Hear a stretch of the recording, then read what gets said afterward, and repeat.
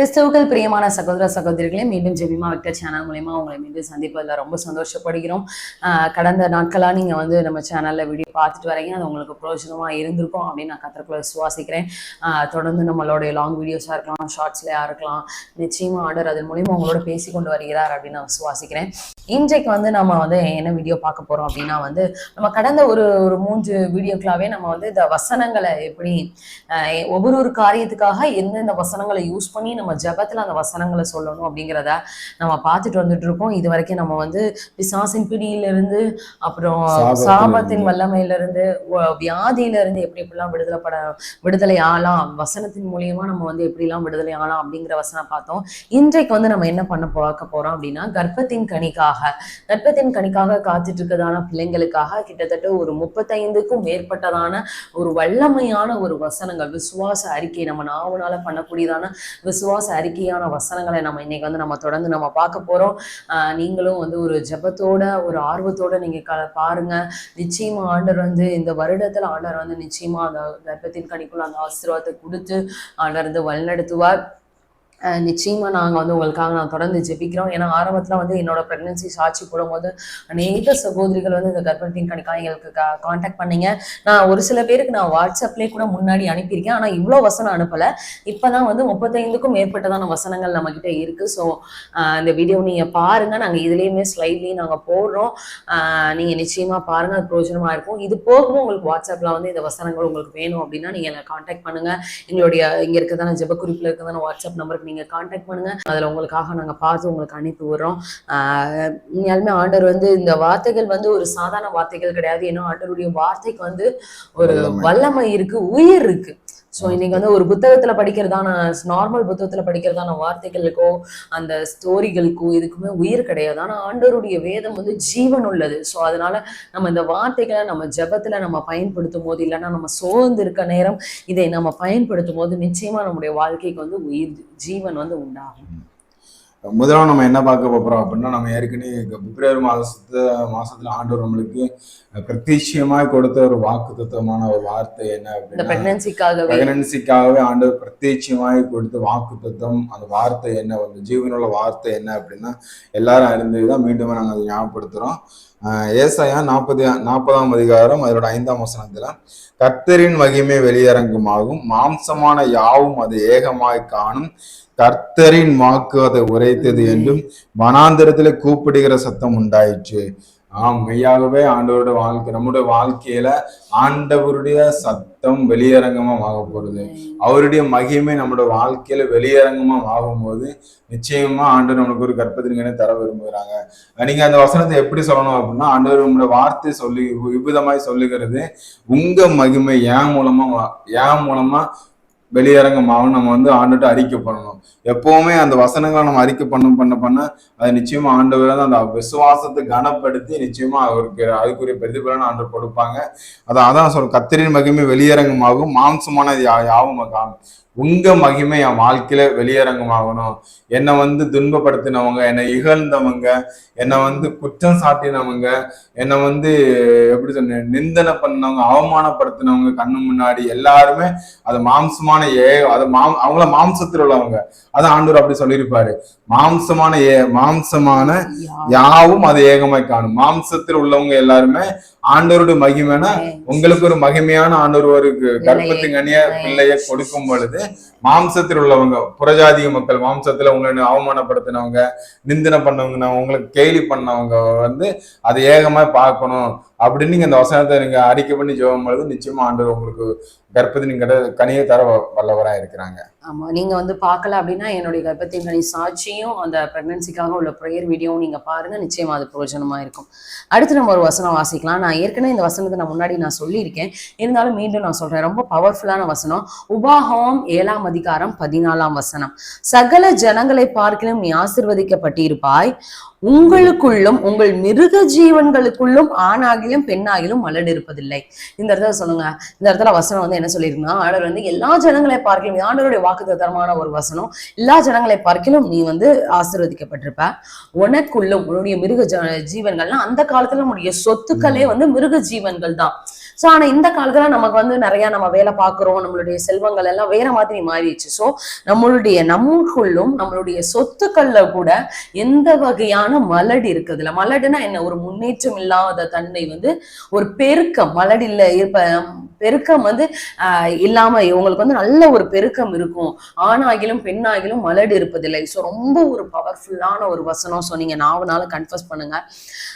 ஆண்டவர் வந்து எல்லாருக்குமே கர்ப்பத்தின் கனி கொடுக்கறதுக்கு அவர் வந்து வல்லமை உள்ளவராக தான் இருக்கார். ஸோ ஒவ்வொருத்தவங்களுடைய பாதை வந்து ஒவ்வொரு மாதிரி இருக்கும். ஸோ ஒவ்வொருத்தவங்களுடைய இயர் வந்து கொஞ்சம் கொஞ்சம் வித்தியாசமாகலாம். ஒரு சில பேருக்கு வந்து ஜெர்மனி 1 வருஷத்துல கிடைக்கலாம், ஒரு சில பேருக்கு 6 மாசத்துல கிடைக்கலாம், ஒரு சில பேருக்கு 2 வருஷத்துல கிடைக்கலாம், ஒரு சில பேருக்கு 6 வருஷத்துல கிடைக்கலாம். நம்ம ஆனா ஆண்டவருடைய வார்த்தை உண்மையானது. ஒவ்வொருத்தவங்க எந்த அளவுக்கு இருதயத்துல இருந்து ஆண்டவர்கிட்ட நீ நோக்கி கூப்பிடுறீங்களோ நிச்சயமா ஆண்டவர் வந்து பலன் அளிப்பார். ஒரு சில கேட்டகரிக்கு ஆண்டவரே வந்து ஒரு சில பேருக்கு வந்து பிரத்யேகமா சொல்லியிருப்பார், இல்லப்பா நீ உலகத்துல வந்து இது இல்லை, நான் என்னுடைய நாம மகிமைக்காக நீ வந்து எனக்காக நீ ஊழியம் பண்ணணும். அந்த மாதிரி ஒரு சில பேருக்கு சொல்லியிருக்கவங்களுக்கு மட்டும்தான் நம்ம எக்ஸ்பெக்ஷன் நம்ம வந்து அவங்கள வந்து நம்ம தள்ளி வைக்கலாம். இல்லைன்னா இது எல்லாருமே நம்ம வந்து கர்ப்பத்தின் கனிக்காக காத்திருக்கவங்க அந்த வசனத்தை சொல்லி நம்ம நாமனால நம்ம அறிக்கை பண்ணலாம். நிச்சயமா அடுத்த நம்ம பார்த்தோம் அப்படின்னா ரூத் 4ஆம் அதிகாரம் 13ஆம் வசனம் பின்பகுதியில் ஆண்டவர் சொல்லியிருக்கிறாரு, ஆண் பிள்ளை பெற கர்த்தர் அனுக்கிரகம் பண்ணினார். இந்த சம்பவம் நம்ம எல்லாருக்குமே தெரியும். போவாஸ் ரூத் அவங்களுடைய சம்பவம் தான். அப்போ வந்து ரூத்துக்கு வந்து எந்த வித இதுவும் இருக்காது, கர்ப்பம் தரிக்கிற ஒரு வாய்ப்பே இல்லாத ஒரு சூழ்நிலை இருக்கும். அந்த இடத்துல ஆண்டவர் அந்த வார்த்தையை ஆண்டவர் வந்து ரூத்துக்கு வந்து ஆண் பிள்ளையை பெறுவதற்காக அனுக்கிரகம் பண்ணுவார். நீங்க ஆண்டவர்கிட்ட சொல்லணும், ஆண்டவரே நீங்க போவாஸ் ரூத்துடைய வாழ்க்கையில ஆண் பிள்ளை பெறுவதற்கு நீங்க அனுக்கிரகம் பண்ணினது போல என்னுடைய வாழ்க்கையிலும் ஆண் பிள்ளையை பெற அனுக்கிரகம் பண்ணுங்க. ஏன்னா ஆண்டவர் என்னோட மனைவிக்கு ஆண்டவர் தரிசனத்தில் சொன்னது வந்து உனக்கு ஒரு ஆண் பிள்ளையை பெற அனுக்கிரகம் பண்ணுவேன்னு சொன்னாரு. நாங்களுமே எல்லாருக்கும் சாட்சி நீங்க பார்த்திருப்பீங்க. நாங்கள் 4-5 மாசங்கள் நாங்க வந்து கர்ப்பத்தின் கனி 6-7 மாசம் கிட்ட இருக்கும். நாங்க அந்த கர்ப்பத்தின் கனிக்கா நம்ம ரொம்ப காத்துக்கிட்டு இருந்தோம். அப்போ ஆண்டவர் கொடுத்த பிரத்யட்சமான வார்த்தை தான் ஆண் பிள்ளையை பெற அனுக்கிரகம் பண்ணுவேன். 24ஆம் அதிகாரம் அந்த 13ஆம் வசனத்தின் அந்த 13ஆம் வசனம் சொல்லப்படுறது போல நீங்க சொல்லுங்க, ஆண்டவரே ரூத் போவாஸோட வாழ்க்கையில நீ ஆண் பிள்ளையை பெற அனுக்கிரகம் பண்ணினது போல எங்களுடைய வாழ்க்கையிலும் ஆண் பிள்ளையை பெற அனுக்கிரகம் பண்ணுங்கன்னு நம்ம சொல்லும் போது நிச்சயமா ஆண்டவர் வந்து நம்மளுடைய ஜெபத்தை கேட்டு அதுக்கு பதில் செய்கிற தேவனா இருக்கிறார். ஸோ இது வந்து நம்ம ஒரு சில நேரம் நம்ம பிசாசை நம்ம கடிஞ்சு கொண்டு நம்ம வந்து சொல்லலாம், உங்களுக்கு வந்து பிசாசு வந்து உனக்கு கிடைக்காது அப்படின்னு சொல்லும் போது நிச்சயமா ஆண்டவர் வந்து அனுக்கிரகம் பண்ணான்னு சொல்லலாம். ஒரு சில நேரம் இந்த மாதிரி விஷயங்கள் வந்து பிசாசையும் தாண்டி நம்மளே வந்து பெண்களா இருக்க நம்மளே வந்து ரொம்ப சோர்ந்து போயிருப்போம். அது பெண்களா இருந்தாலும் சரி, ஆண்களா இருந்தாலும் சரி, கணவன்மாரா இருந்தாலும் சரி, இந்த மாதிரி விஷயத்துல ரொம்ப சோர்ந்து போயிருப்பாங்க. ஸோ உங்களுடைய விசுவாசத்தை பூஸ்ட் பண்றதுக்கே இந்த வசனங்களை வந்து நீங்க சொல்லுங்க, நிச்சயமா பிரயோஜனமா இருக்கும். அடுத்து நம்ம பார்த்தோம் அப்படின்னா ஆதியாமம் 25ஆம் அதிகாரம் 21ஆம் வசனம், மலடியா இருந்த தன் மனைவிக்காக ஈசாக்கு கர்த்தரை நோக்கி வேண்டுதல் செய்தான். கர்த்தர் அவன் வேண்டுதலை கேட்டலினால் அவன் மனைவி ரெபெக்காள் கர்ப்பம் தரித்தாள். இடத்துல பாருங்களேன், ஈசாக்க பாக்குறாரு, நம்மளுடைய மனைவி வந்து மலடியா இருக்காளே, கொஞ்சம் இயர் வந்து போகுது, ஒரு வருஷங்கள் கிட்டத்தட்ட 20 வருடங்கள் 10 வருடங்களுக்கு மேல 20 வருடங்கள் ஆகுது, மனைவி வந்து மலடியா இருக்காளே அப்படின்னு ஈசாக்க பார்த்து ஆண்டவர் நோக்கி, ஆண்டவரே நாங்க வந்து ஒரு பிள்ளைக்காக நாங்க காத்திருக்கோம், ஸோ எங்களுக்கு வந்து நீங்க ஜோம் பண்ணு, எங்களுக்கு வந்து நீங்க ஒரு பிள்ளை கொடுங்க அப்படின்னு சொல்லி ஈசாக்கு வந்து எனக்கு தெரிஞ்சு அவர் 20 வருஷம் ப்ரேயர் பண்ணாரான்னு தெரியல, ஆனா 20ஆவது வருஷத்தை அவர் ப்ரேயர் பண்றாரு. ஒருவேளை நீங்க வந்து உங்களுடைய கணவன்மார் ரசிக்கப்பட்டவங்களா இருந்தீங்கன்னா, இப்ப பார்த்துட்டு இருக்கு நீங்க கணவன்மாரா இருந்தீங்கன்னா, உங்களுடைய மனைவி கர்ப்பம் தரிக்க முடியும், அவங்கள நீங்க குறை சொல்றதோ, அவங்களை கிரிட்டிசைஸ் பண்றதோ, அவங்களை வந்து இலக்காரமா பேசுறதோ அதுல வந்து யூஸே இல்லை.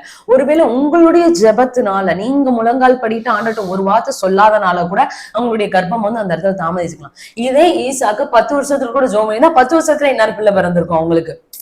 அந்த ஸ்டோரி எடுத்து பாத்தீங்கன்னா தெரிஞ்சிருக்கும். கிட்டத்தட்ட 20 வருடம் கழித்து தான் அவர் ஈசாக்கி வேண்டுதல் பண்றாரு. வேண்டுதல் பண்ண உடனே ஆண்டவர் அந்த வேண்டுதலை கேட்டு இது பண்றாரு. சோ எந்த நேரத்துல நம்ம எப்படி பண்ணணும்னு ஒருவேளை பார்த்துட்டு இருக்க அவங்க கணவர்மார்கள் நீங்க பார்த்துட்டு இருந்தீங்கன்னா, உங்களுடைய மனைவிக்காக முழங்கால் படிட்டு ஆண்டவர் என்னுடைய மனைவி கர்ப்பம் தரிக்க முடியாது நீங்க வந்து உதவி செய்யுங்க அப்படின்னு சொல்லி ஜெபம் பண்ணுங்க. நிச்சயமா ஆண்டவர் வந்து ரெபெக்காளுடைய கர்ப்பத்தை திறந்தவர், நம்மளுடைய கர்ப்பத்தை ஆண்டவர் திறப்பார். அடுத்ததை நம்ம பார்த்தோம் அப்படின்னா 1 சாமுவேல் 1ஆம் அதிகாரம் 17ஆம் வசனத்துல சொல்லப்பட்டிருக்கிறது, அதற்கு ஏலி சமாதானத்துடனே போ, நீ இஸ்ரவேலின் தேவனிடத்தில் கேட்ட உன் விண்ணப்பத்தின்படி அவர் உனக்கு கட்டளையிடுவாராக என்றான். இந்த இடத்துல நம்ம வந்து எல்லாருக்கும் தெரிந்த சம்பவம் தான். அன்னாளுடைய சமூகத்தை நம்ம பார்க்கிறோம். அன்னாள் வந்து அந்த தேவாலயத்துல போயிட்டு ஆண்டவர் சமூகத்தை போய் அழுது ஜெபம் பண்றோம். அப்போ வந்து எல்லாருக்குமே தெரிஞ்ச சம்பவம் தான். அப்போ வந்து ஏலி வந்து சொல்றாரு, அண்ணாள்கிட்ட சொல்றாரு, நீ இஸ்ரவேலின் தேவனிடத்துல என்ன வேண்டி கொண்டியோ அது வந்து உனக்கு ஆண்டவர் உனக்கு வந்து கட்டளையிடுவாராக. இந்த இடத்துல நம்ம வந்து என்ன அப்படின்னா பிசாசு கிட்ட நம்ம வந்து போராடும் போது, ஏன்னா ஒரு சில நேரம் பிசாசே இந்த மாதிரி காரியங்களை அடைத்து வச்சிருப்பான். அப்படிங்கும்போது நம்ம என்ன பண்ணணும் அப்படின்னா அன்னாளுக்கு அந்த நேரத்துல அன்னாளுக்கே ஆண்டவர் வந்து சொல்லியிருக்காரு, இஸ்ரவேலின் தேவனிடத்துல என்னது வேண்டி கொண்டாங்களோ அது கண்டிப்பா ஆண்டவர் கட்டளையிடுகிற போது என்னுடைய வாழ்க்கை நீங்க பிசாசுல சொல்லணும்.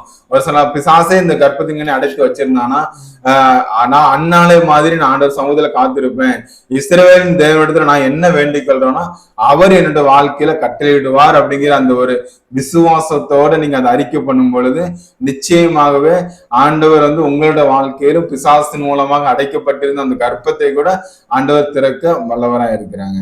நம்ம அதே சம்பவத்துலதான் அடுத்து நம்ம 2 வசனங்களும் வாசிக்கலாம். 1 சாமுவேல் 1ஆம் அதிகாரம் 19ஆம் வசனம் 20ஆம் வசனம். அவங்க இந்த விஷயம் எல்லாம் முடிஞ்சு பிரேயர் பண்ணிட்டு அவங்க ஊருக்கு கிளம்பி போறாங்க. அவர்கள் அதிகாலையில் எழுந்து கர்த்தரை பணிந்து கொண்டு ராமாவில் இருக்கிற தங்கள் வீட்டுக்கு திரும்பி போனார்கள். எல்கானா தன் மனைவியாகிய அன்னாளை அறிந்தான். கர்த்தர் அவளை நினைத்தருளினார். இதான் சொல்லுங்க, ஆண்டவே என்ன நீங்க நினைச்சிடலுங்க. ஏன்னா அன்னைக்கு இந்த மாதிரி பிரேயர் பண்ணிட்டு அவ போறா, அதுக்கடுத்து அவ துக்கமுகமா இருக்கவில்லைன்னு வேதத்துல அந்த வசனம் சொல்லுது. 1 சாமுவேல் 1ஆம் அதிகாரத்தை நீங்க படிச்சு பாத்தீங்கன்னா தெரியும். அண்ணல் துக்கமுகமா இல்லங்கிறத ஆண்டவர் பாக்குற. ஆண்டவர் நினைச்சிடலாரு, ஆண்டவரே என்ன நீங்க நினைச்சிடலுங்க. ஒருவேளை உங்க பேர் என்ன இருக்கோ அந்த இடத்துல வந்து கர்த்தர் அன்னாலே நினைத்தல்னா இருக்கு. சோ கர்த்தர் அவளை நினைத்தல்னா இருக்கும். இந்த இடத்துல ஆண்டவரை நீங்க என்ன நினைச்சல்லுங்கன்னு சொல்லி நீங்க 4 நாளா அறிக்கையிடுங்க. நிச்சயமா ஆண்டவர் வந்து கற்பந்தரிக்க உதவி செய்வார். அடுத்து பாருங்களேன், அடுத்த வசனம் 20ஆம் வசனம். சில நாள் சென்ற பின் அன்னாள் கர்ப்பவதியாகி ஒரு குமாரனை பெற்று கர்த்தரிடத்தில் அவனை கேட்டேன் என்று சொல்லி அவனுக்கு சாமுவேல் என்று பெயரிட்டார். இந்த மாதிரிதான் கொஞ்ச நாள் ஆண்டவர் வந்து நம்ம ஆண்டவர் வந்து நினைக்கும் போதுதான் ஆண்டவர் வந்து கர்ப்பந்தரிக்கு அண்ணால வந்து நினைச்சாரு. இத்தனையோ வருஷம் ஆண்டவர் அண்ணால நினைக்காம விட்டாலும் இந்த இடத்துல அன்னைக்கு வந்து ரூத் எப்படி ஆண்டவர் வந்து ரூத்துக்கு வந்து ஒரு ஆண் பிள்ளை ஆண்டவர் வந்து அனுக்கிரகம் பண்ணார். இந்த இடத்துல அண்ணாலை வந்து நினைத்தருளினார். இந்த வார்த்தையெல்லாம் வந்து நீங்க நோட் பண்ணி வச்சுக்கோங்க. ஆண்டவர் எனக்கு அனுக்கிரகம் பண்ணுங்க, என்ன நினைத்தரலுங்க, அண்ணாலை போல ரூத்தை போல என்ன நினைத்தரலுங்க, எனக்கு அனுக்கிரகம் பண்ணுங்கன்னு கேளுங்க. நிச்சயமா ஆண்டவர் வந்து உதவி செய்வார்.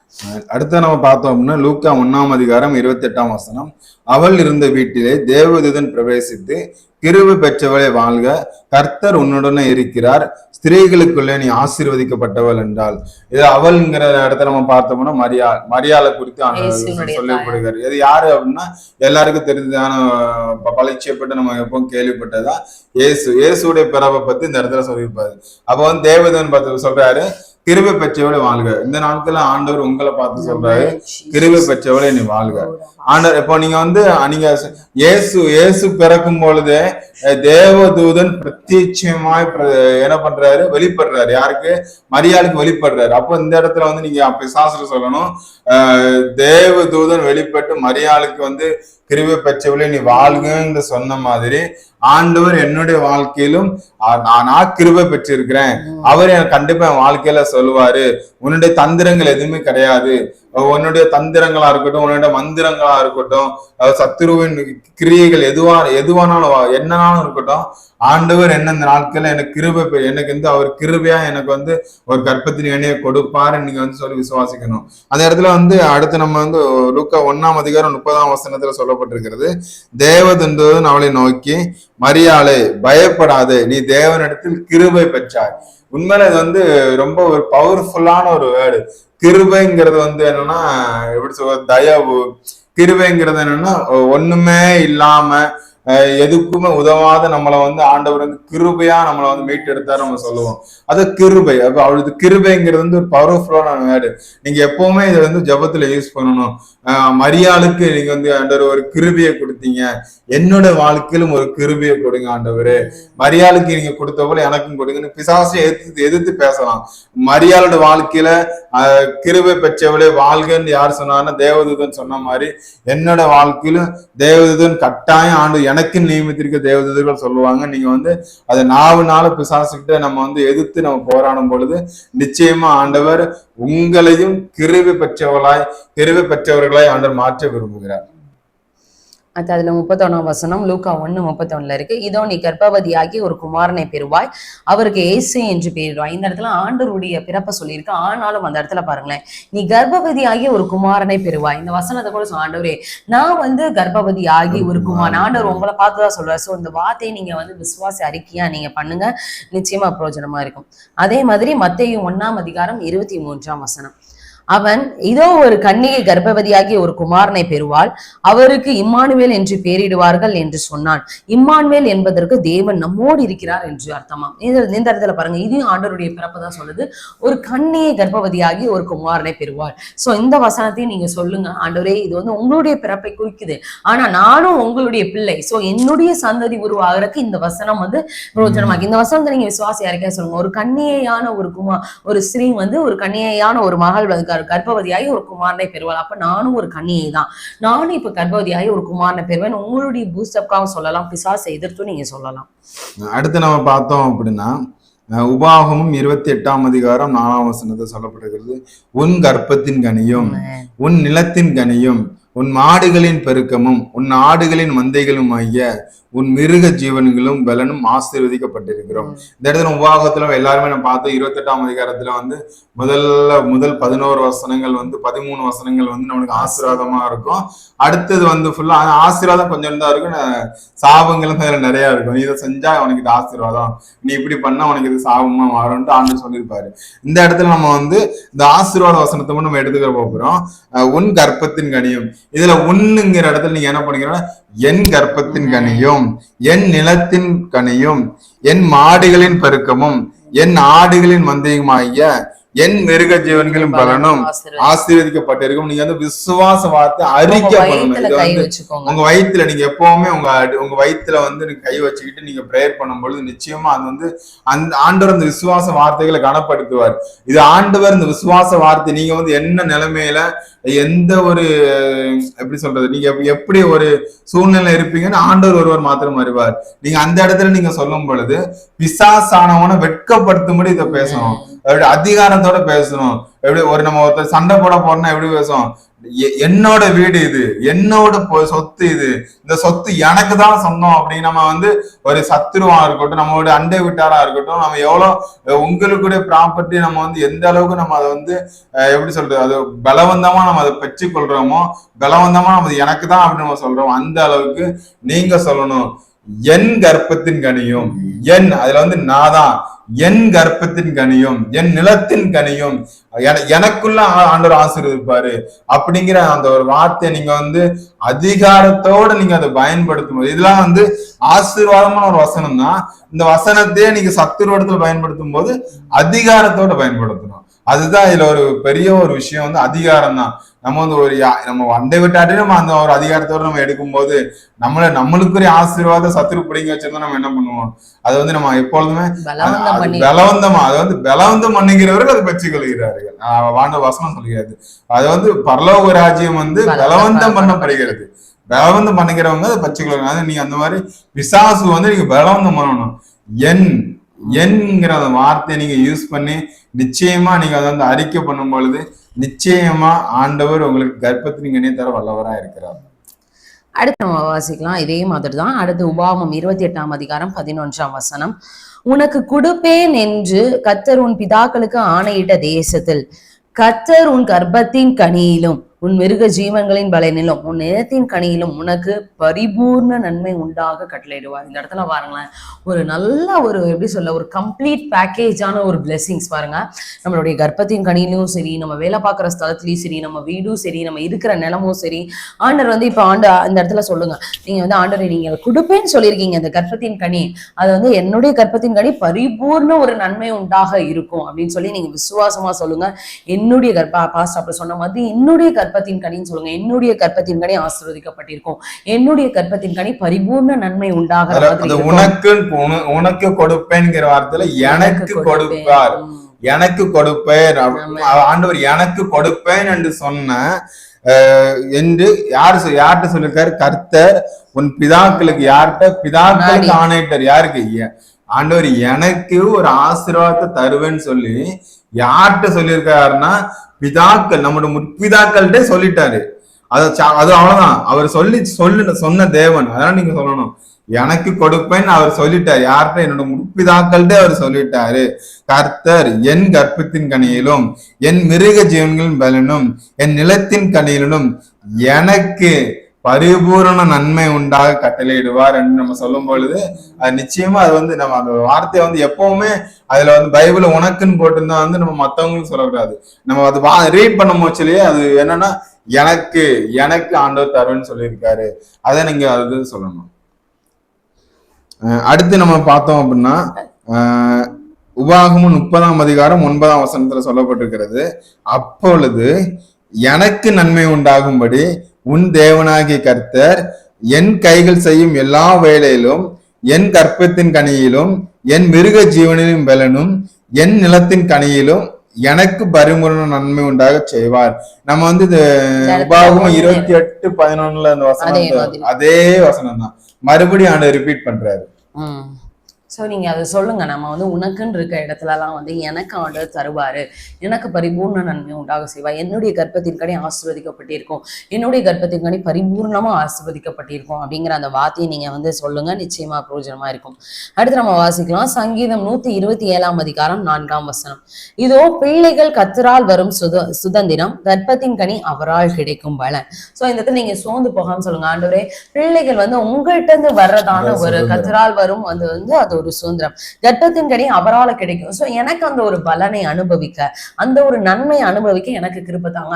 இந்த பிள்ளைகள் வந்து உங்ககிட்ட இருந்து வர்றதான ஒரு பொக்கிஷம் ஆண்டவரே நீங்க எனக்கு தாங்க அப்படின்னு சொல்லி கேளுங்க. நிச்சயமா வந்து ஆண்டு நமக்கு இது நம்ம பிசாசுகிட்டே இந்த வசனத்தை நம்ம சொல்லலாம். ஏன்னா பிசாசுகிட்டே சொல்லலாம். ஆனா ஆண்டவர் வசனம் தெளிவாக சொல்றாரு. 127ஆம் சங்கீதத்துல ஆண்டவர் சொல்றாரு, இதோ பிள்ளைகள் கர்த்தரால் சுதந்திரம். அதாவது நீங்க பிசாசுன்னு சொல்லலாம். ஆண்டவர் சொல்லி இருக்கிறாரு. 126ஆம் சங்கீதத்துல ஆண்டவர் தெளிவாதான் சொல்லி இருக்கிறாரு, பிள்ளைகள் வந்து மத்தவங்களாலே என்னுடைய உலக கணவராலேயோ உலகத்தில் உள்ளவங்களால வர சுதந்திரம் கிடையாது. அது ஆண்டவரே எனக்கு கர்த்தரால் எனக்கு வருகிற சுதந்திரம். அந்த சுதந்திரத்துல ஒன்னால தடுக்கவே முடியாது அப்படிங்க. நீங்க அந்த அதிகாரத்தோட இந்த வசனத்தை நீங்க யூஸ் பண்ணும் பொழுது நிச்சயமா ஆண்டவர் வந்து உங்களுக்கு கர்ப்பத்தின் கனி ஆண்டு கொடுக்க வல்லவராக இருக்கிறார். அடுத்து நம்ம லூக்கா 1ஆம் அதிகாரம் 42ஆம் வசனத்துல அந்த வசனம் ஆரம்பிக்கும் பொழுது எப்படி ஆரம்பிக்குதுன்னா உரத்த சத்தமா. எப்படி உரத்த சத்தமா எப்படி சொல்றது? ரொம்ப ஹெவியான ஒரு சவுண்டு. சரியா? உரத்த சத்தமாய் ஸ்திரீகளுக்குள்ளே நீ ஆசீர்வதிக்கப்பட்டவள், உன் கர்ப்பத்தின் கனியும் ஆசீர்வதிக்கப்பட்டது. இந்த வசனத்தை நீங்க சொல்லும் பொழுது உரத்த சத்தமாய் நீங்க சொல்லணும்.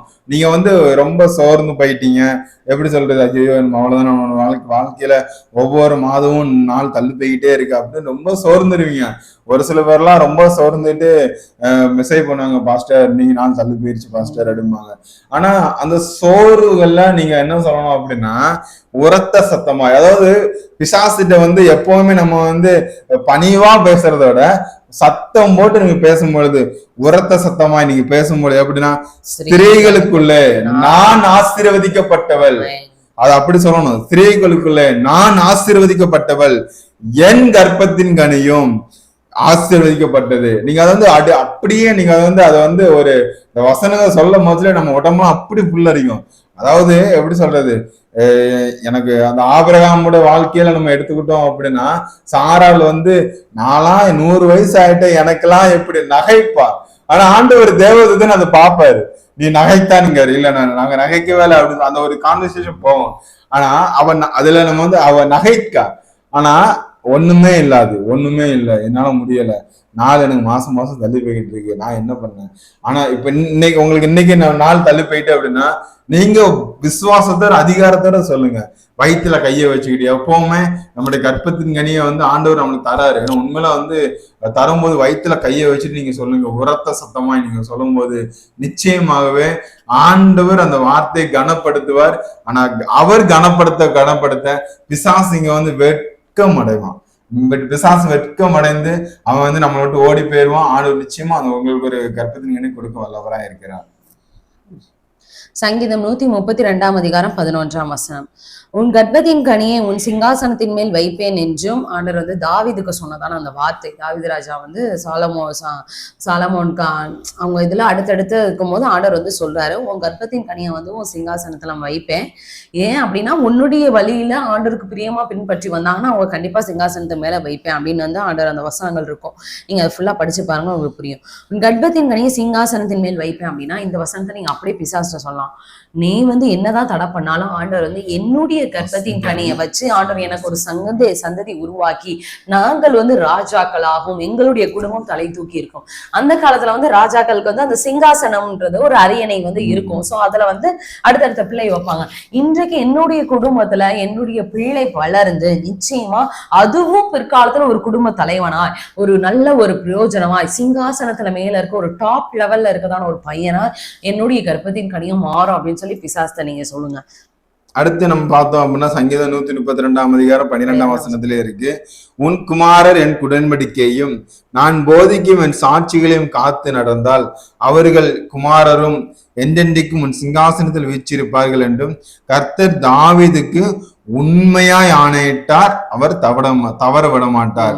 அதாவது நம்ம 132 சங்கீதத்துல 11 வசனத்துல சொல்லப்பட்டிருக்கு, என்ன சொல்லப்பட்டிருக்கு, உன் கர்ப்பத்தின் கனியே உன் சிங்காசனத்தின் மீது ஆண்டவர் ஏற்கனவே வச்சுட்டாரு. உங்களுக்கு ஒரு ஆண்டவர் ஒரு கர்ப்பத்தினை கொடுக்கணும் அப்படின்ட்டு அவர் எங்க வச்சிருக்காரு, தாவீதுக்கு வந்து அவர் ஆணையிட்டார். அந்த ஆணையிட்ட அந்த வார்த்தை தாவீதுக்கு சொல்லப்பட்டதான அந்த வார்த்தை ஏற்கனவே தாவீதுக்குரிய கர்ப்பத்தின் கனி ஆண்டவர் சிங்காசனத்தை வச்சுட்டாரு. அதேதான் ஆண்டவர் நம்மளுக்குமே, உன் குமாரர் என் உடன்படிக்கையும் நான் போதிக்கும் உன் சாட்சிகளும் காத்து நடந்தால் அவர்கள் குமாரரும் என்றென்றைக்கும் சிங்காசனத்தில் வீற்றிருப்பார்கள். அதாவது ஆண்டவர் இந்த இடத்துல என்ன சொல்றாருன்னா தாவீது கிட்ட, நீங்க அந்த சிங்காசனத்தை வச்சுட்டாரு, வைக்கும் போது என்றென்றைக்கும் உன் சிங்காசனத்தில் வச்சிருப்பார்கள். எப்பவுமே அந்த கர்ப்பத்தின் கனி ஆண்டவர் கொடுக்கும் பொழுது அவர்கள் அந்த நல்லா வளர்ந்து பெருகின நல்ல குமாரர்கள்னு வாலிபர்களா வரும் பொழுது மறுபடியும் அவங்க அந்த சிங்காசனத்தை கொடுப்பாங்க அப்படின்ட்டு கொடுப்பேன். கர்த்தர் தாவீதுக்கு எப்படி சொல்றாருன்னா உண்மையாய் ஆணையிட்டார். குமாரர்கள் வந்து அந்த சாட்சி உடன்படிக்கை இதெல்லாம் வந்து காத்து நடந்து வந்தாங்க. ஆண்டவர் அதுலயும் கண்டிஷன் வைக்கிறார். இப்ப பாத்துட்டு இருக்க பேரண்ட்ஸா நீங்க என்னுடைய பிள்ளைக்கு ஆண்டவரே உங்களுடைய நாமத்தை நான் சொல்லி ஊட்டுவேன். பிறக்கிறதான பிள்ளைகள் பிறக்க போற நிறைய பேர் குடும்பத்துல வந்து என்ன பண்றாங்கன்னா கர்ப்பத்துங்கனி வேணுங்கிற சொல்ல மட்டும் ஆண்டவர்கிட்ட போய் நல்லா ஜெபம் பண்றது, நல்லா இது பண்றது. ஆனா ஆஃப்டர் டெலிவரிக்கு பிறகு பிள்ளை வளர்ந்த பிறகு உண்மையில ஆண்டவர் நீ எப்படி பிறந்த, நாங்க உன்னை எப்படி நாங்க பெற்றெடுத்தோங்கிறத கூட சொல்லவே மாட்டேங்காங்க. நான் உன்னை ஜெபத்துலதான் பெற்றெடுத்தோம், நாங்க உன்னை பொருத்தனை பண்ணிதான் பெற்றெடுத்தோம் அப்படின்ட்டு எந்த பெற்றோர்களும் சொல்லவே மாட்டேங்காங்க. இன்னொன்னு என்னன்னா அப்படின்னா ஆண்டவரை பத்தி பிள்ளைகளும் சொல்லிக் கொடுக்கறதே கிடையாது. ஆனா ஆண்டவர் தான் எதுதான் ஆண்டவர் சொல்றாரு இந்த இடத்துல. சோ நம்ம சொல்லி கொடுத்து காத்து நடந்தாங்கன்னா அவங்க என்றென்றைக்கும் எத்தனை தலைமுறை வந்தாலும் அந்த இடத்துல நம்மளுடைய குமாரர் தான் அந்த இடத்துல தலை வாங்கி நிற்பாங்க. ஆனா ஆண்டவர் வந்து உண்மையை ஆணையிட்டு இருக்காரு. அவருடைய வார்த்தையை வந்து ஒரு நாளும் தவற மாட்டார். சோ அந்த வாக்குத்தத்தத்துல நீங்க வந்து இந்த இடத்துல தீர்மானமாவும் எடுத்துக்கோங்க. உங்களுடைய பிள்ளைகளுடைய வாழ்க்கையில பிறக்க போறதான பிள்ளைகளுடைய வாழ்க்கையில எப்படிலாம் நாங்க நடக்கணுங்கிறத கணவன் மனைவியா இணைந்து கூட நீங்க அந்த இடத்துல ஒரு நல்ல தீர்மானம் எடுத்துக்கோங்க. அடுத்து நம்ம பார்த்தோம்னா சங்கீதம் 128 அதிகாரம் 3 வசனம் சொல்லப்பட்டிருக்கிறது, உன் மனைவி உன் வீட்டோரங்களில் கனிதரும் திராட்சை கொடியோ போல் இருப்பாள், இதுல உன் பிள்ளைகள் உன் பந்தியை சுற்றிலும் ஒரு விமர கஞ்சிகள் போல் இருப்பார்கள். நீங்க இந்த வார்த்தையில வந்து விசுவாசத்துல அறிக்கை பண்ணலாம். அதாவது இப்போ பிள்ளை இருந்தாதான் சொல்லணும்னு கிடையாது. நீங்க இதை விசுவாசத்தோடய நீங்க இதை பிசாசுல எதிர்க்கணும்.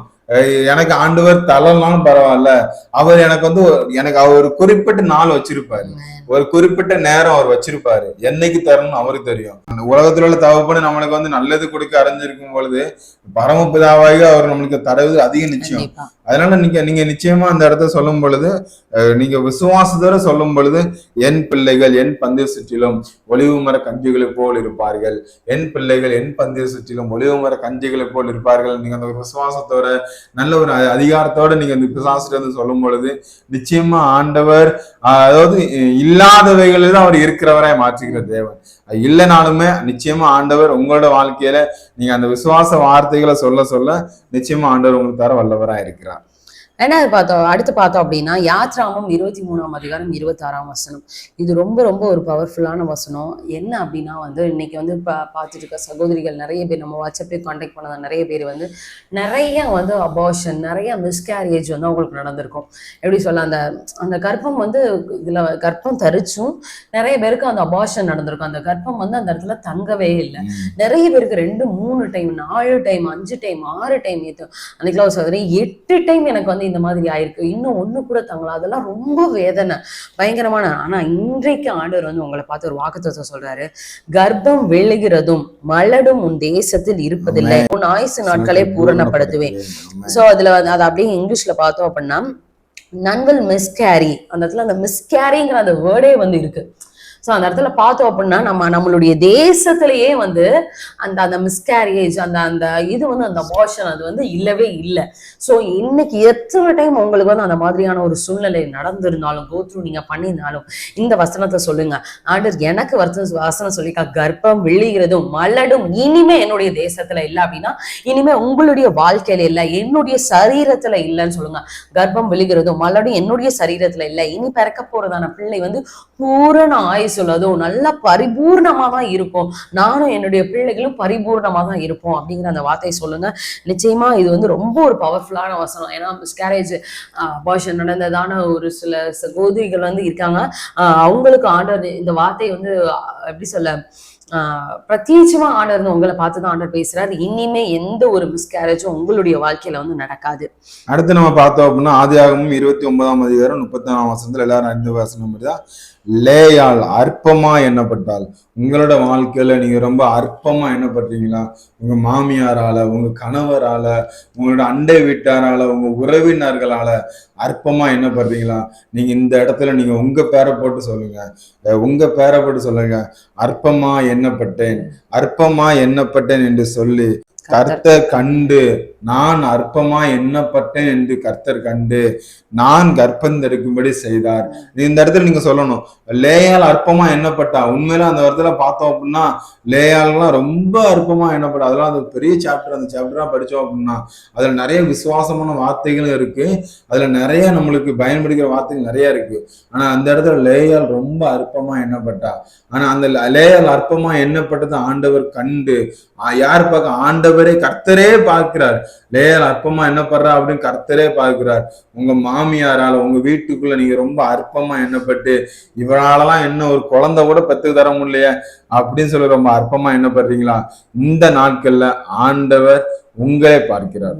கர்த்தர் உங்களை பிரத்யட்சமாய் இந்த வார்த்தையின் மூலமா ஆண்டவர் உங்களுக்கு தேர்ச்சுகிறார். நான் அற்பமா எண்ணப்பட்டேன், நான் அற்பமா எண்ணப்பட்டதை கர்த்தர் கண்டு அவர் பார்க்கிறார். அவர் கண்டு நான் கர்ப்பந்தா இருக்கும்படி செய்வார் என்று சொல்லி நீங்க விசுவாசத்தோட பிசாசுன்னு சொல்லுவோம். லேயாளுக்கு ஆண்டவர், லேயாலும் அற்பமா எண்ணப்பட்டா, ஆனா நானும் அதே சூழ்நிலையில நானும் இருக்கிறேன். ஆனா லேயாளுடைய கர்ப்பத்தையே திறந்த தேவன் என்னுடைய கர்ப்பத்தை ஆண்டவர் திறப்பார் என்று சொல்லி நீங்க சத்துருவை நீங்க பார்த்து சொல்லும் போது நிச்சயமா ஆண்டவர் அந்த ஒரு விசுவாசத்தை ஆண்டவர் கனப்படுத்தி உங்களை அற்பமா எண்ணப்பட்டவர்களுக்கு முன்பாக அற்பமா எண்ணப்பட்ட நீங்கள் இந்த நாட்கள்ல ஆண்டவர் வந்து உங்களை கர்ப்பம் தரிக்கும்படி செய்கிறார். அடுத்து நம்ம தொடர்ந்து ஒரு 3 வசனம் வாசிக்கலாம். ஆதியாகமம் 30ஆம் அதிகாரம் 20, 23, 24. எல்லாருக்குமே ராகேலை பத்தி தெரியும். ராகேல் வந்து ரொம்ப நாளா கர்ப்பவதி ஆகாம தான் இருந்தா. மொத்தமே அவளுக்கு 2 பிள்ளைங்க தான் பிறந்து, யோசேப்பு, இன்னொன்னு வந்து பென்யமீன். இவங்க 2 பேர் மட்டும்தான், அது ரொம்ப கடைசியில தான் வந்து பிறந்தது. சோ இந்த வசனம் பாருங்களேன், ஆதியாகமம் 30ஆம் அதிகாரம் 22ல இருந்து 24 வரைக்கும். தேவன் ராகேலை நினைத்தருளினார். சோ எப்பெல்லாம் ஆண்டவர் வந்து அவங்கள வந்து அந்த ஒரு பர்டிகுலர் பர்சன், நம்ம அந்த இடத்துல பார்த்தோம், அண்ணாலே ஆண்டவர் வந்து நினைத்தருளினார் அப்படின்னு சொல்லிட்டு அனுக்கிரகம் பண்ண ஆண்டவர் வந்து பிள்ளை பிறகு. சோ எப்பெல்லாம் ஆண்டவர் வந்து நம்மளை நினைக்கிறாரோ, இதுக்கு முன்னாடி பார்த்தோம் லேயாலே வந்து ஆண்டவர் பாக்குறாரு அப்படின்னு சொல்லி, ஒவ்வொரு நேரமும் ஆண்டவர் வந்து நம்மளை எப்பெல்லாம் ஆண்டவர் நம்மளை பாக்குறாரோ ஆண்டவர் வந்து அப்பப்பெல்லாம் வந்து ஒரு அற்புதத்தை அந்த இடத்துல செய்யறாரு. ஆண்டவரே என்ன நீங்க பாருங்க, ராகேல பார்த்த மாதிரி, லேயால பார்த்த மாதிரி, அண்ணால பார்த்த மாதிரி, ரூத்தை பார்த்த மாதிரி, சாரால பார்த்த மாதிரி என்ன நீங்க பாருங்க அப்படின்னு சொல்லி நீங்க ப்ரேயர் பண்ணலாம். தேவன் ராகேலை நினைத்தொழினார், அவளுக்கு தேவன் செவி கொடுத்து அவள் கர்ப்பம் தரிக்கும்படி செய்தார். அவள் கர்ப்பவதியாகி ஒரு குமாரனை பெற்று தேவன் என் நிந்தையை நீக்கிவிட்டார் என்றும் இன்னும் ஒரு குமாரனை கர்த்தர் எனக்கு தருவார் என்று சொல்லி அவனுக்கு யோசேப்பு என்று பெயரிட்டார். அவருடைய ஆசை பாருங்களேன், ஒரு பிள்ளை பிறந்ததுக்கு அப்புறமும் அவ இன்னொன்னு ஆண்டவர் வந்து இன்னும் எனக்கு ஒரு குமாரனை தருவார் அப்படின்னு சொல்லி ஒரு ஆசையா வந்து யோசேப்புன்னு சொல்லி ஒரு பெயர் அடிக்கிறார். அதே போல ஆண்டவர் வந்து யோசேப்புக்கு அடுத்து பென்யமீன்ங்கிறதான ஒரு பையனையும் ஆண்டவர் வந்து கொடுத்தாரு. சோ ராகேலை வந்து ஆண்டவர் அவளுடைய வார்த்தையை ஆண்டவர் கனப்படுத்தி இன்னொரு பிள்ளையும் ஆண் பிள்ளையும் ஆண்டவர் வந்து கொடுத்தாரு. சோ நீங்க வந்து ப்ரேயர் பண்ணலாம், ஆண்டவரே என்ன நினைத்தரலுங்க, இந்த இடத்துல வந்து நினைத்தரலுங்க, ஆண்டவரே என்னுடைய நிந்தையை நீங்களாக்கி போடுங்க, என்னுடைய நிந்தையை நீங்களாக்கி போடுங்க அப்படின்னு ஜெபம் பண்ணுங்க. நிச்சயமா பிரயோஜனமா இருக்கும். அடுத்து நம்ம பார்த்தோம் அப்படின்னா நியாயாதிபதிகள் 13ஆம் அதிகாரம் 3ஆம் வசனத்துல சொல்லப்பட்டிருக்கிறது, கர்த்தருடைய தூதனானவர் அந்த ஸ்திரீக்கு தரிசனமாகி அவளை நோக்கி, இதோ பிள்ளை பிராத மலடியான நீ கர்ப்பம் தரித்து ஒரு குமாரனை பெறுவாய். இந்த வசனம் யாருக்கு ஆண்டவர் சொல்றாரு அப்படின்னா, நியாயாதிபதிகள் பார்த்தோம் அப்படின்னா மனோவான்கிற ஒருத்தன் இருக்கிறான். மனோவா அப்படின்ட்டு மனோவாவுடைய மனைவிக்காக ஆண்டவர் சொல்லப்பட்டதான அந்த வார்த்தை கர்த்தர் தூதனா யாருக்கு, அவளுக்கு மனோவாவோட மனைவிக்கு ஆண்டு தரிசனமாகி சொல்றாரு, அவளை நோக்கி, இதோ நீ பிள்ளை பெறாத மலடியான நீ பிள்ளை பெறாத மலடியா இருக்கிற நீ கர்ப்பம் தரித்து ஒரு குமாரனை பெறுவாய்.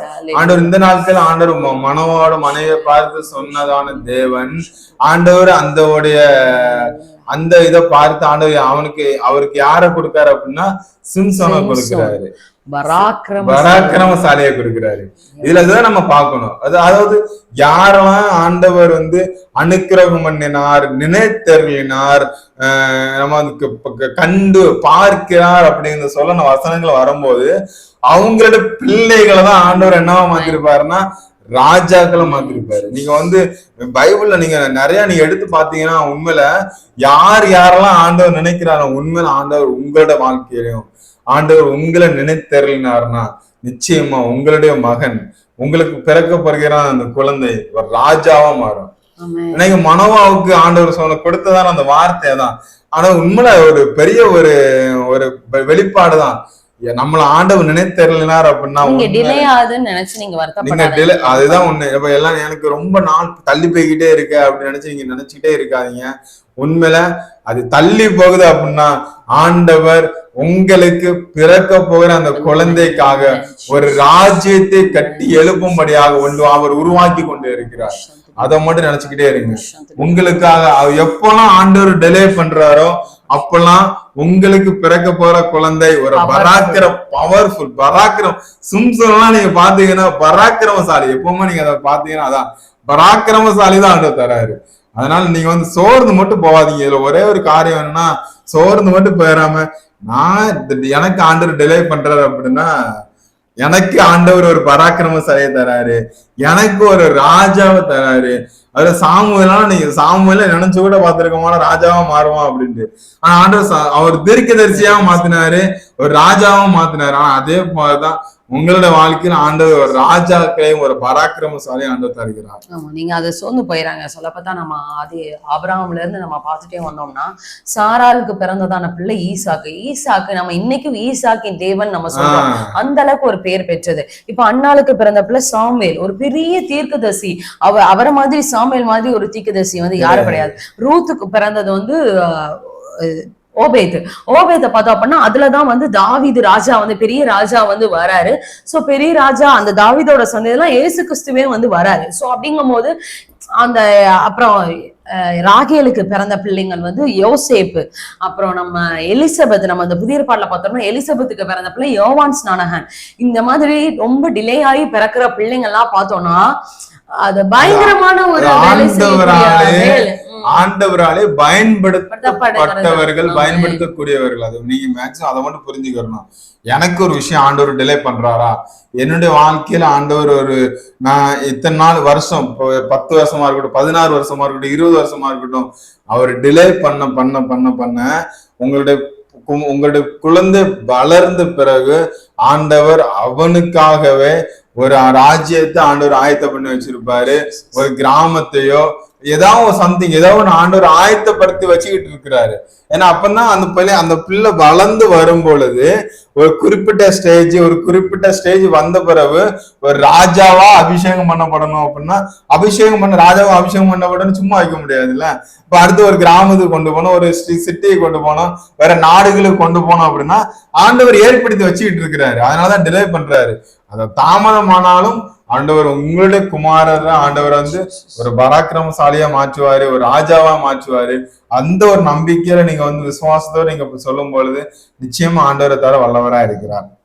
அடுத்து 1 சாமுவேல் 2ஆம் அதிகாரம் 5ஆம் வசனம். இது அன்னாள் ஒரு சாட்சியாய் ஒரு பாடல் அவங்க அந்த அதிகாரத்துல பாடுறாங்க. அதுல பாருங்களேன், திருப்தியா இருந்தவர்கள் அப்பத்துக்காக கூலி வேலை செய்கிறார்கள், பசியா இருந்தவர்களும் இனி பசியா இரார்கள், மழலியா இருந்தவள் 7 பிள்ளை பெற்றாள். ஆக்சுவலி அது அவங்களதான் சொல்றாங்க. நான் ஒரு காலத்துல மலடியா இருந்தேன், இன்னைக்கு நான் 7 பிள்ளை பெற்றிருக்கேன். ஒருவேளை இங்க பாத்துட்டு இருக்கிறாங்க நீங்க அந்த 1 சாமுவேலுக்காக நீங்க எங்களை ஆண்டவர் 1 சாமுவேல் இல்லப்பா, அதுக்கடுத்து நான் உனக்கு 6 பிள்ளைகள். அந்த காலத்துல அந்த 7 பிள்ளைகள் மலடியா இருந்த அவள். இது நார்மலா ஒரு பீப்புள் ஒரு 7 பிள்ளை பெத்துட்டாங்க அப்படின்னா அது ஒரு பெருசா தெரியாது. பட் இவங்க ஒரு மலடியா ஒரு காலத்துல இருந்தாங்க. சோ அந்த மலடியா இருந்த அவங்க 7 பிள்ளை பேர ஆண்டவர் அனுக்கிரகம் பண்ணியிருக்காரு. சோ நீங்க சொல்லுங்க, ஒருவேளை ஆண்டவர் எனக்கு எத்தனை பிள்ளை நீங்க கொடுக்கணும்னு உங்க சித்தமா இருக்கீங்களோ, ஆனா இப்ப நான் மலடியா இருக்கேன், ஆனா அன்னாலை போல நானும் இதே மாதிரி உங்களுடைய நாமத்தை மகிமைப்படுத்த பாடுவேன் அப்படின்னு சொல்லுங்க. இதை நீங்க ஆண்டவர்கிட்ட சொல்லலாம், பிசாசுட்டு சொல்லலாம். நான் இப்ப நான் மலடியா தான் இருக்கேன், ஆனா 7 பிள்ளை உண்மையில நான் மலடியா தான் இருக்கேன்.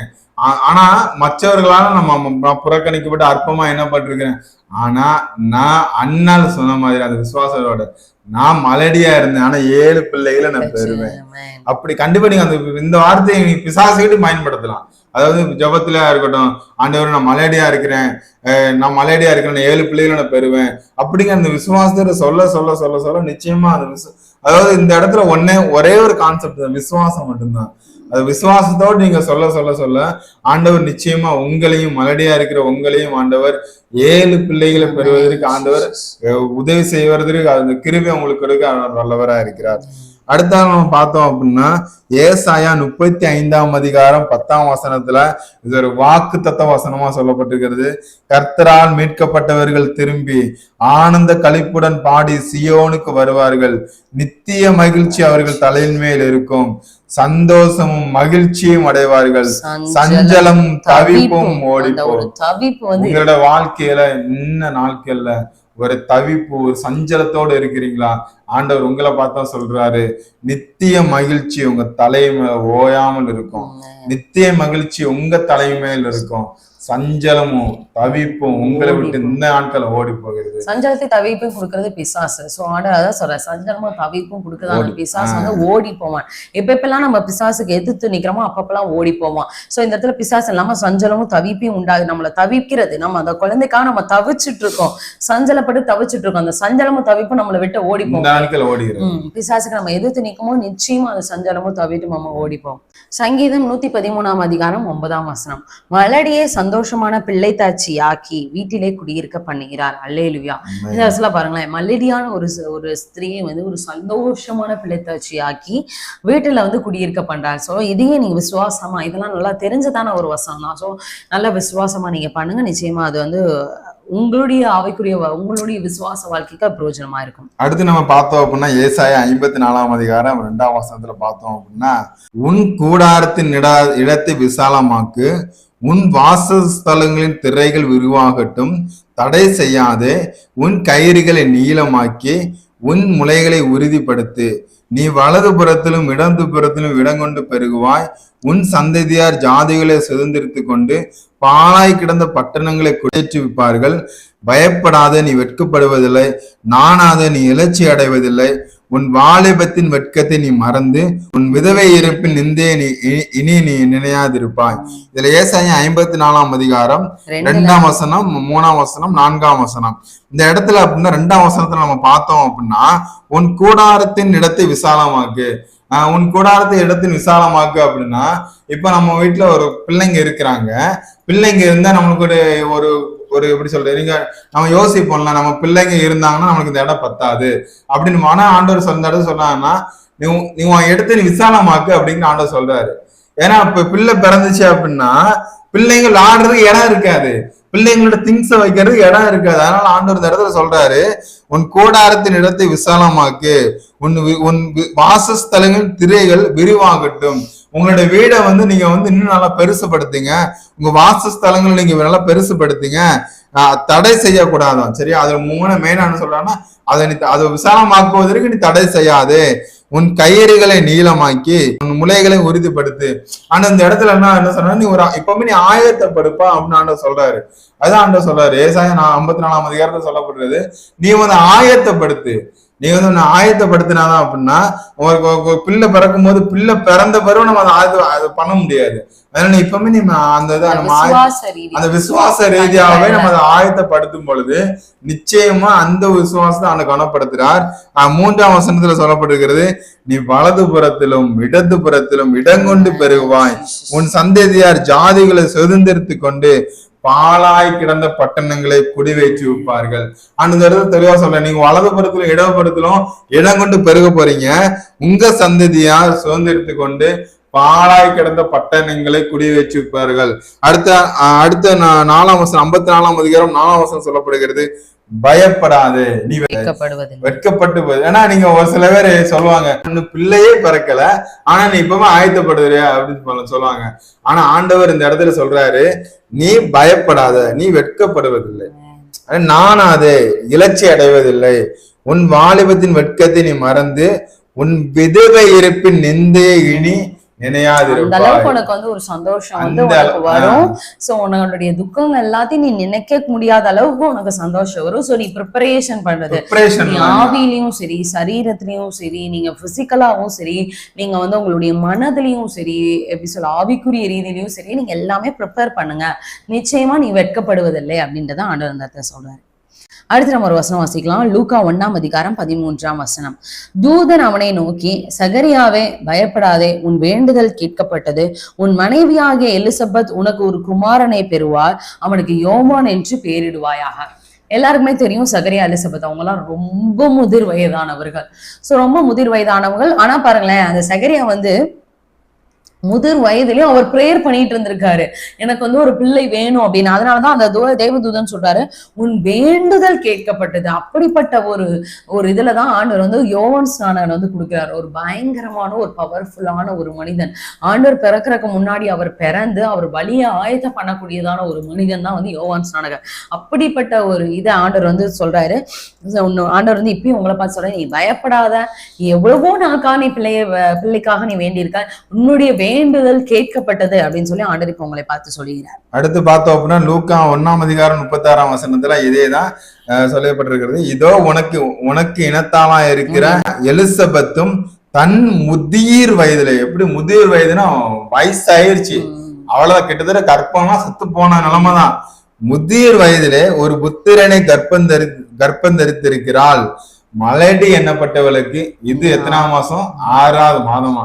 ஆனா ஆண்டவர் இந்த இடத்துல சொல்றா பாத்தீங்களா, ஆண்டவர் சொல்றாரு, உன்னுடைய ரிலேட்டிவ் தான் எலிசபெத், நீங்க பாரு, ஏன்னா மரியாள்கிட்ட ஆண்டவர் அப்பதான் உனக்கு இயேசு கிறிஸ்து பிறக்க போறாங்கன்னு சொல்லும் போது இதையும் சேர்த்து அந்த தேவதூதர் இதையும் சேர்த்து சொல்றாரு. அந்த ஒரு சில மாசங்கள்லாம் அவர் 6ஆம் மாதம் 5ஆம் மாதம்லாம் நீங்க பைபிள்ல நிறைய இருக்கு பாத்தீங்கன்னா, மலேடியா எண்ணப்பட்டவளுக்கு இது 5ஆம் மாதம், மலேடியா எண்ணப்பட்டவளுக்கு இது 6ஆம் மாதம். நீங்களும் ஆண்டவர் விசுவாசத்தோட பேசணும், ஆண்டவர் எனக்கும் மலேடியா எண்ணப்பட்ட நானும் எனக்கு ஆண்டவர் நீங்களாம் எனக்கு ஒரு மாதத்தை கொடுங்க ஆண்டவரே அப்படின்னு சொல்லணும். நீங்க பிசாசையும் எதிர்க்கும் போதுல எலிசபெத்தே மலேடியா எண்ணப்பட்டா, அவளுக்கு ஆண்டவர் 6ஆவது மாதம் அப்படிங்கிற அந்த மாதத்தெல்லாம் குறிப்பிட்டு நீங்க பேசும் பொழுது நிச்சயமா ஆண்டவர் என்னுடைய வாழ்க்கையிலும் யாராவது ஒருவர் சொல்லுவாங்க, இவ மலடியா எண்ணப்பட்டா, இவளுக்கு இது இத்தனாவது மாதம் அப்படின்னு யாராச்சும் ஒருத்தர் சொல்லுவாங்க, கண்டிப்பா சொல்லுவாங்க அப்படின்னு நீங்க விசுவாசத்தோட நீங்க அறிக்கை பண்ணும் பொழுது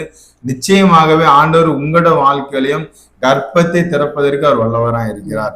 ஏன்னா வந்து ஏன் அப்படி சொல்றாங்கன்னா, எலிசபெத் வந்து ஆனா ரொம்ப லேட் பிரெக்னன்சிலாம் அவங்க 5 மாசம் வரைக்கும் வெளியவே வரல.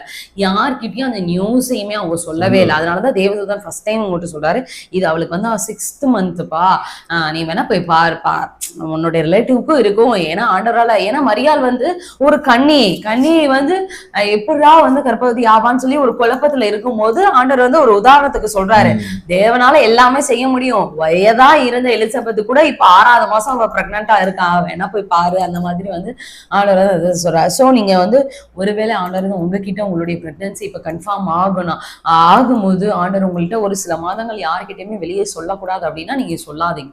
எலிசபெத் வந்து 5 மாதம் வந்து மறைந்திருந்தாள்.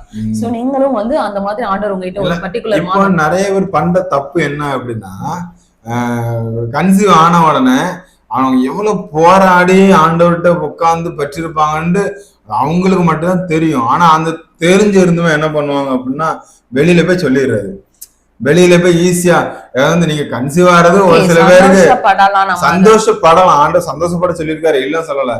ஆனா ஒரு சில பேர் மனிதர்கள் இருப்பாங்க, ஏன் அப்படின்னா எல்லாருமே நல்ல பார்வையில பாப்பாங்கன்னு தெரியாது, ஒரு சில வன்கண் இருக்கும். நீங்க இந்த மாதிரி விஷயங்களை வந்து கொஞ்சம் டிலே பண்ணி சொன்னாலே தப்பு கிடையாது. நிறைய பேர் சொல்லிடுறது இல்ல, இப்ப நிறைய பேருக்கு கையில மொபைல் போன் வந்ததுனால உடனே நான் கன்சீவ் ஆயிட்டேன் அப்படின்னு சொல்லி உடனே வாட்ஸ்அப் ஸ்டேட்டஸ்ல வைக்கிறது, நிறைய பண்றது, நிறைய பேருக்கு இது கொடுக்க எல்லாருக்கும் அனுப்பி விட்டுறது.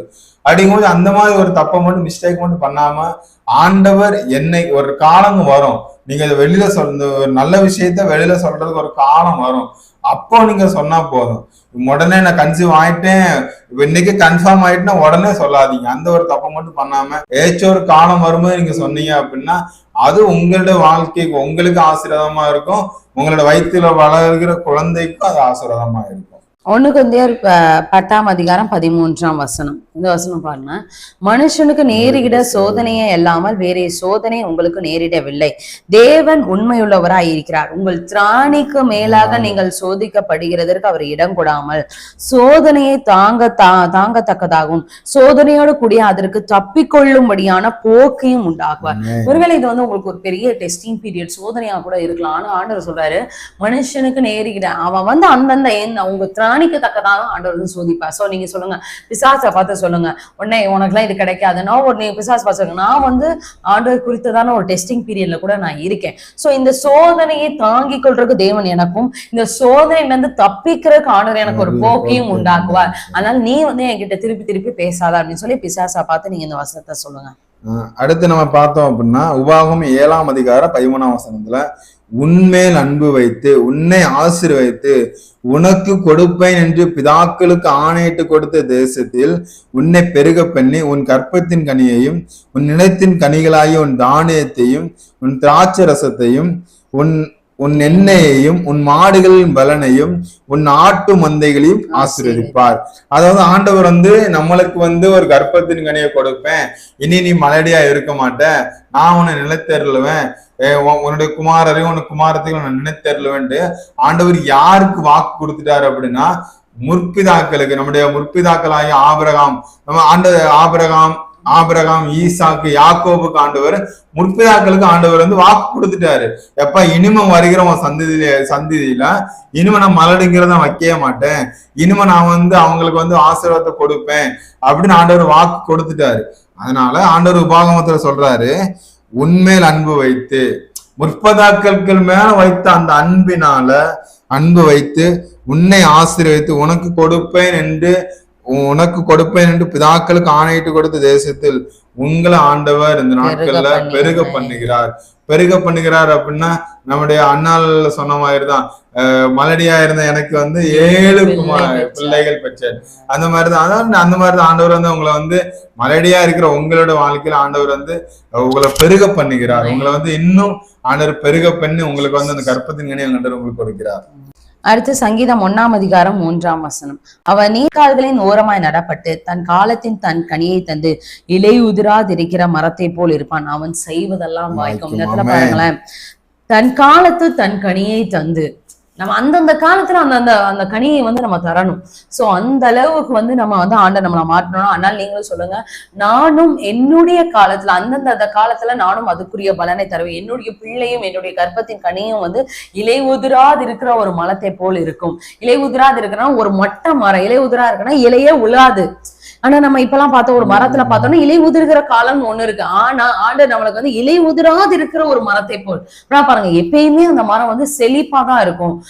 செய்வதெல்லாம் வாய்க்கும், நான் செய்யறது எல்லாமே வாய்க்கும். நான் கற்பத்தின் கடைக்கு முயற்சி பண்ணாலும் சரி, நான் எந்த ஒரு பிசிக்கலா முயற்சி பண்ணாலும் சரி, நான் மெடிக்கல் ரீதியா முயற்சி பண்ணாலும் சரி, எந்த ஒரு முயற்சினாலும் நான் செய்யறது எல்லாமே வாய்க்கும் அப்படின்னு சொல்லி நீங்க ப்ரேயர் பண்ணுங்க.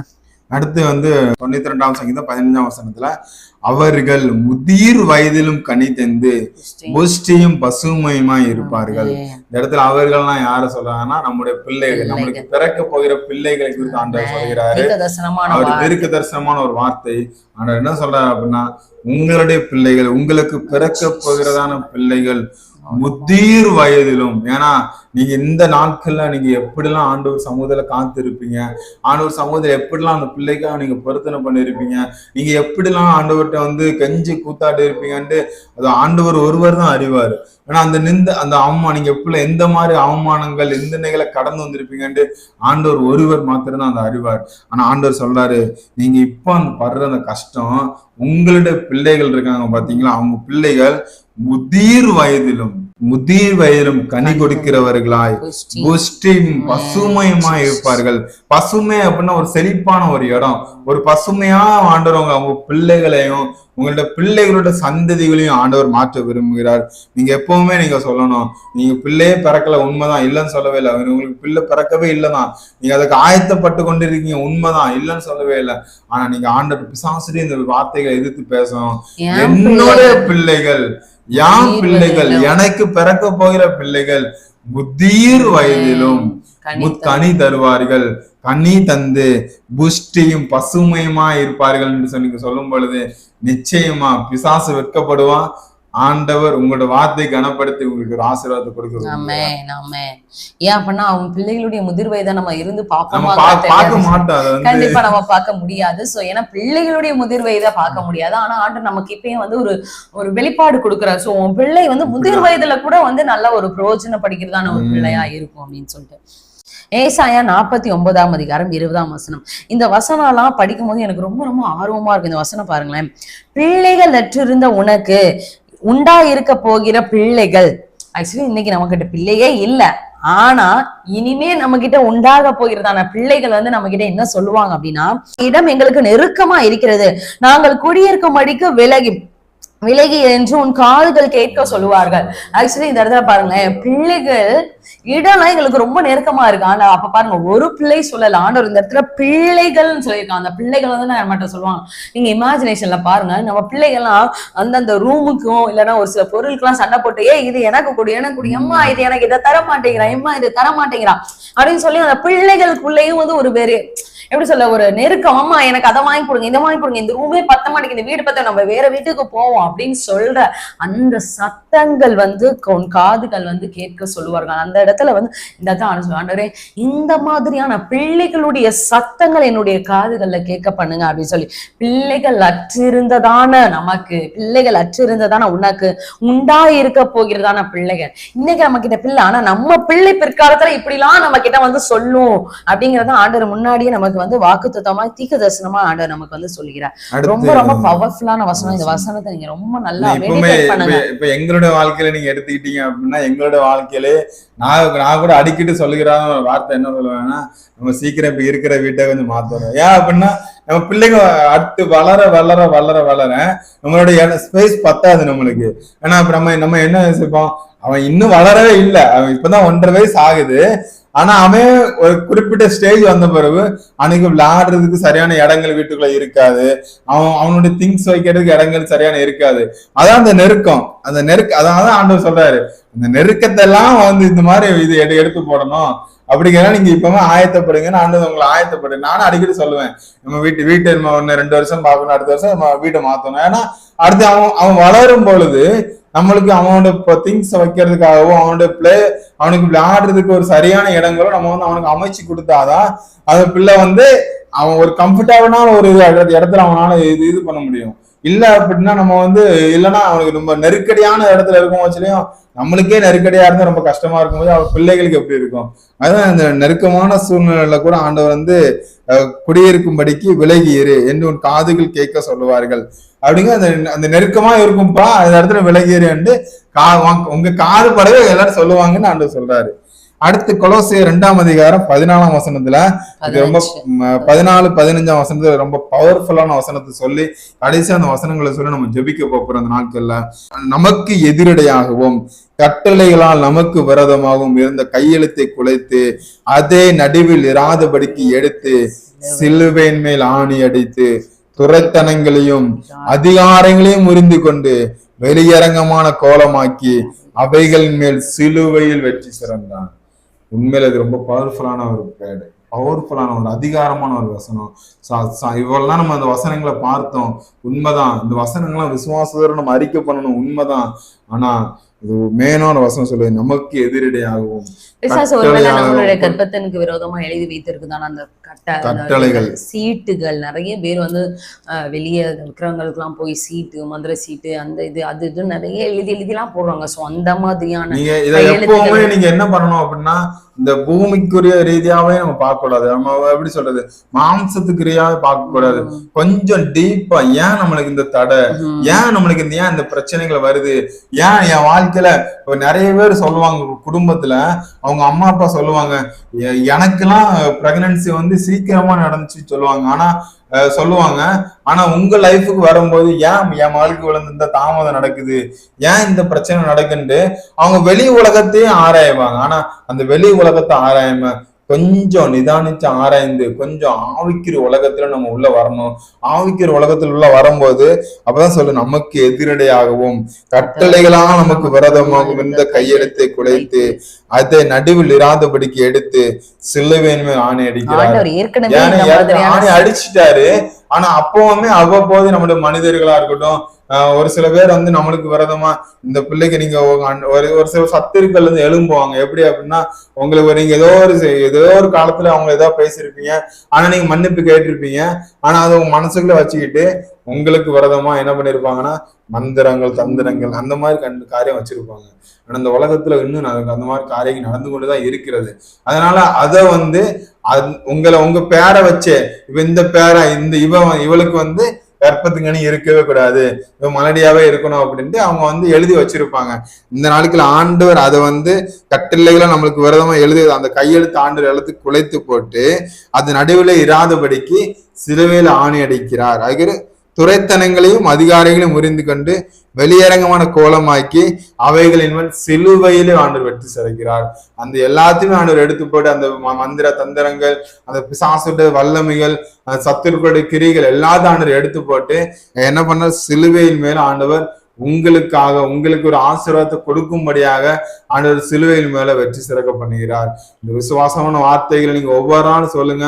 நிச்சயமா ஆண்டவர் உங்களோட வாழ்க்கையிலும் ஆண்டவர் பெரிய ஒரு காரியங்களையும், ஒரு அற்பமா எண்ணப்பட்ட லேயாளுக்கு ஆண்டவர் சொன்ன மாதிரி நினைத்தருளினார், அனுக்கிரகம் பண்ணினார், கண்டு பார்க்கிறார்.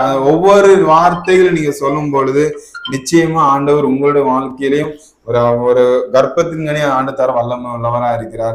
நம்ம கண்களை மூடி ஆண்டவர் இன்னைக்கு என் வாழ்க்கையில இந்த வசனத்தின்படி ஆண்டவர் இந்த விசுவாசமான வார்த்தைகளை நாங்கள் கேட்டு இருக்கிறோம். ஆண்டவரே நீங்க ஆண்டவர் நீங்களே எங்கட பிரத்யட்சமா பேசி இருக்கிறீங்க. நிறைய பேருக்கு உண்மையில நிறைய தீர்க்க தரிசனமான வார்த்தைகள் ஆண்டவர் கொடுத்திருக்கிறார். தீர்க்க தரிசனமாவே சொல்லிருக்கிறாரு, உன் பிள்ளைகள் முதிர் வயதிலும் கனி தந்து பசுமையும் புஷ்டியுமா இருப்பார்கள் ஆண்டவர் தீர்க்க தரிசனமா சொல்லுகிறாரு.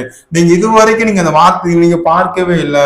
உங்களுக்கு ஒரு கர்ப்பத்தின் கனி கிடைக்கும்னு நீங்க இதுவரைக்கும் நீங்க பார்க்கவே இல்லை, நினைச்சு கூட பார்க்கல. தாமதமாகி கொண்டு இருக்கிறது. மலடியா என்ன பட்டிருக்கீங்க? ஆண்டவர் சொல்லுகிறாரு, உங்களுடைய பிள்ளைகள் முதிர் வயதிலும் கனி தருகிறவர்களாய் பசுமையும் புஷ்டியுமாய் ஆண்டவர் மாற்றுகிறார். எல்லாரும் கண்களை மூடி நான் ஒரு நிமிடம் ஆண்டவர்கிட்ட கேட்போமா? ஆண்டவருடைய என்னுடைய வாழ்க்கையில ஏன் இந்த தாமதம் நடக்குது எனக்கு தெரியல ஆண்டவரே. ஆனா நீங்க ஒவ்வொரு பைபிள்ல நாங்க வாசிக்கிறோம், நீங்க நினைத்தருள போது ஒவ்வொரு யாரெல்லாம் நினைத்தருளீங்களோ, யாரெல்லாம் நீங்க அனுக்கிரகம் பண்ணுகிறோ, யாரெல்லாம் நீங்க பாக்கீங்களோ அவங்களுக்கு ஆண்டவர் அவங்களை நீங்க ராஜாவாய் மாத்திருக்கீங்க. ஆண்டவரே ஸ்தோத்திரம் ஆண்டவரே. நிறைய பேரை நீங்க பராக்கிரமசாலியா மாற்றிருக்கீங்க. சொன்ன மாதிரி இது பராக்கிரமசாலி யாரும் கிடையாதுங்க. ஆனா நீங்க ஆண்டவர்கிட்ட சொல்லுங்க, ஆண்டவரே நீங்க எனக்கு தாமதம் பண்ணிக்கிறதுக்கு ஒரு தாமதம் பண்ணிக்கிறதுக்கு ஒரு நோக்கம் உண்டாப்பா. இந்த நாட்கள் இந்த விசுவாசமான வார்த்தைகளை நான் பேசும் பொழுது நிச்சயமா என் வாழ்க்கையில நீ செய்வீங்க நான் விசுவாசிக்கிறேன் ஆண்டவரே. கண்களும் மூடி எல்லாரும் ஆண்டோட கேட்போம். அன்பும் பரிசுத்தமும் நிறைந்த எங்கள் அன்பு தேவனே, நன்றியோடு துதிக்கிறோம் அப்பா, ஸ்தோத்திரிக்கிறோம் ஆண்டவரே. ஆமீன் ஆண்டவரே, ஸ்தோத்திரிக்கிறோம் அப்பா. ஆண்டவரே, மனிதன் தனிமையா இருப்பதல்ல நல்லதல்ல என்று சொல்லி ஒரு ஏற்ற துணியை கொடுத்து அவர்கள் மூலமாய் ஒரு பரிசுத்த சந்ததி இந்த உலகத்திற்கு நீங்க அனுப்புனுங்கிறது போல ஆண்டவரே, மனிதன் மூலமாய் ஆண்டவர் அநேக பிள்ளைகள் ஆண்டவர் மலடியா இருக்காங்கப்பா.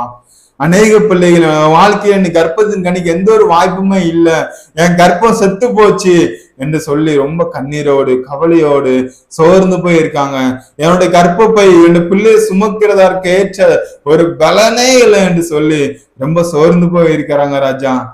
ஆமீன். 2 நாட்கள்ல அன்னாலை நினைத்தருளின தேவன், ரூத்துக்கு அனுக்கிரகம் பண்ணின தேவன், லேயாளை அற்பமா எண்ணப்பட்ட லேயாளுக்கு அந்த குமாரனை கொடுத்த தேவன். ஆமீன். இப்ப இந்த நாட்கள்ல அந்த வீடியோ பார்த்து கொண்டிருக்கிற உங்களுடைய பிள்ளைகளுடைய வாழ்க்கையிலும் நினைத்தருளுங்க அப்பா, அனுக்கிரகம் பண்ணுங்க. நீங்க பார்த்து கொள்ளுங்க ராஜா. உங்களுடைய வார்த்தை ஒன்று வீணாய் போவதில்லை ஆண்டவரே. உங்களுடைய வார்த்தை ஆண்டவரே எதிலுமே ஆண்டவரே உங்களுடைய வார்த்தை ஒன்றாயிலும் தரையில விழுவதில்லை அப்பா. நீர் எங்களுடைய வாழ்க்கையில உங்களுடைய பிள்ளைகளோட வாழ்க்கையில நீர் வாக்கு பண்ணின ஒவ்வொரு வார்த்தை வாக்கு தத்தங்களும் உங்களுடைய பிள்ளைகளோட வாழ்க்கையில ஆமென்றும் ஆமென் என்றும் இருக்கிறது ஆண்டவரே. உங்களுடைய வார்த்தை எதுவும் வெறுமையாய் உம்மிடத்துல திரும்புவதில்லை என்று நாங்கள் ஏசாயாவில வாசிக்கிறோம் ஆண்டவரே.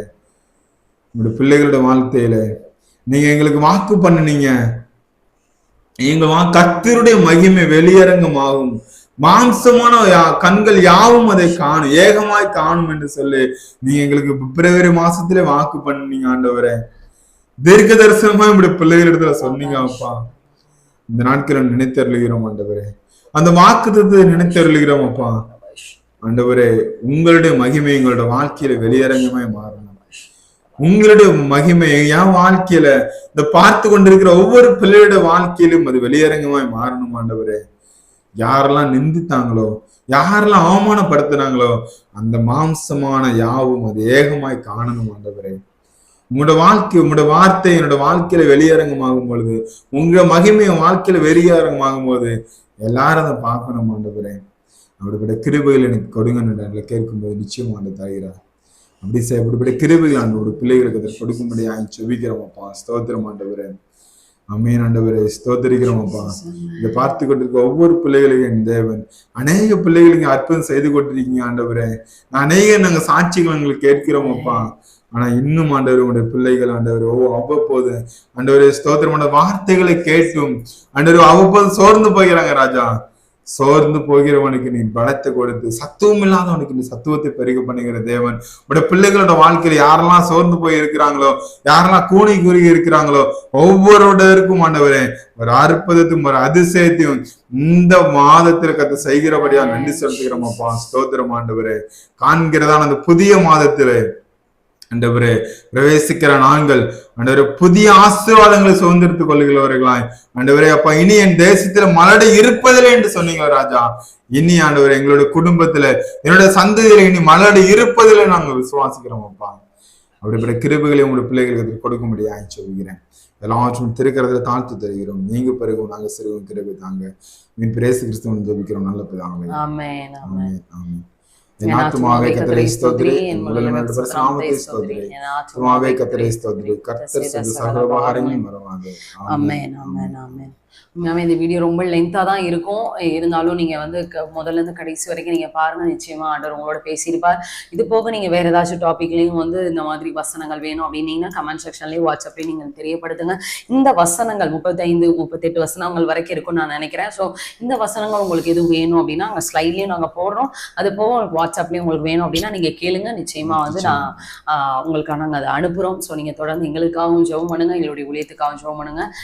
கர்த்தர் உங்களை ஆசீர்வதிப்பார்.